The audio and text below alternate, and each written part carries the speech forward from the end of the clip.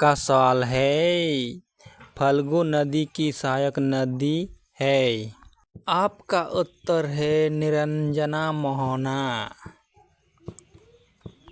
आपका सवाल है, फल्गु नदी को इनमें से किस एक अन्य उपनाम से भी जाना जाता है। आपका उत्तर है अंध सलिला।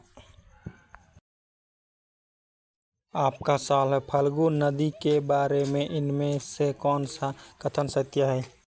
आपका उत्तर है, इस नदी के तट पर पितृपक्ष के समय पिंडदान किया जाता है और इस नदी का उद्भव मुख्य रूप से बिहार राज्य में है। आपका सवाल, सकरी नदी का उद्गम क्षेत्र है। आपका उत्तर है उत्तरी छोटानागपुर पठार। आपका सवाल है, इनमें से कौन सी नदी सकरी नदी की सहायक है। आपका उत्तर है किऊल।